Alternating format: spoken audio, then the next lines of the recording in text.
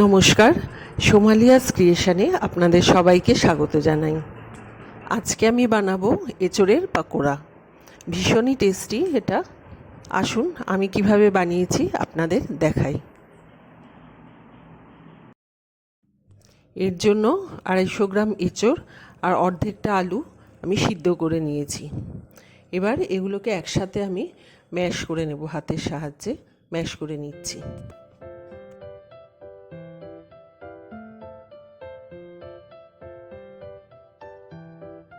আমার ম্যাশ করা হয়ে গেছে।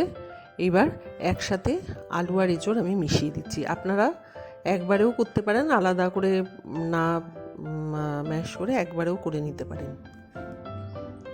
এখন একটি পাত্রে আমি 3 টেবিল চামচ বেসন নিয়ে নিচ্ছি আর নেব 1 টেবিল চামচ কর্নফ্লাওয়ার।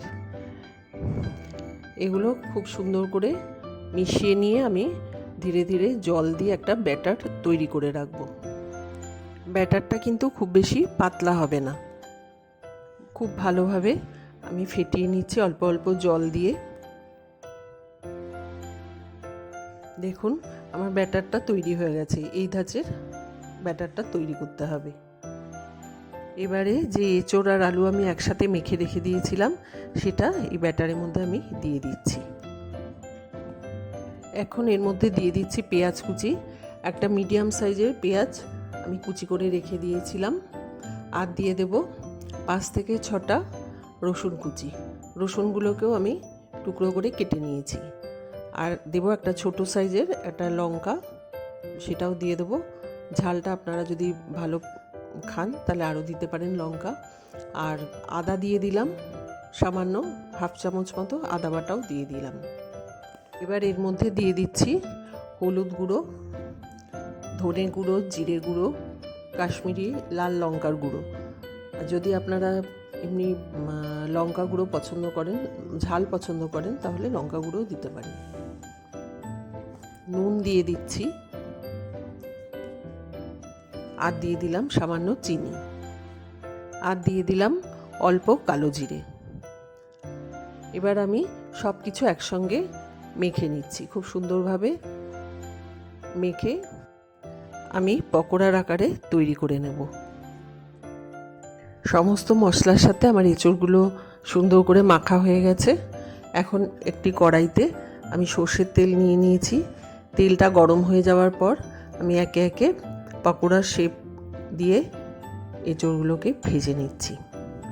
এই সময় গ্যাসের ফ্লেমটা কিন্তু একদম লোতে থাকবে। একটু সময় লাগবে, কমিয়ে কমিয়ে ভাজতে হবে। বাড়িয়ে ভাজলে কিন্তু ভিতরটা কাঁচা থেকে যাবে। একটা পিঠ ভালোভাবে ভাজা হয়ে গেলে আমি উল্টে দেব, অপর দিকটা উল্টে দেব। দেখুন আমার একটা সাইড ভালো করে ভাজা হয়ে গেছে। আমি এবার ওলট পালট করে দিচ্ছি। আমি পাকোড়াগুলো তুলে নিলাম। এবার আরেকটুখানি আমার বেঁচে ছিল মাখাটা, ওটার থেকে আমি একটু লম্বা শেপ দিয়েছি, কাটলেটের আকারে শেপ দিয়ে 3টে ভেজে নিচ্ছি। এটাও আমি 2টো পিঠ ভালো করে ভেজে নিচ্ছি।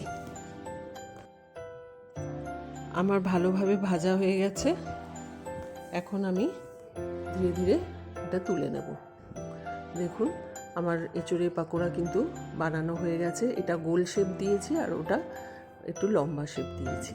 আপনারা অবশ্যই বাড়িতে করে খাবেন এবং যদি ভালো লাগে তাহলে একটা লাইক ও শেয়ার করে দেবেন। আর আমার চ্যানেল সোমালিয়াস ক্রিয়েশনকে সাবস্ক্রাইব করার জন্য অনুরোধ রইল। সবাই ভালো থাকবেন, সুস্থ থাকবেন। আবার দেখা হবে অন্য একটি রেসিপি নিয়ে। নমস্কার।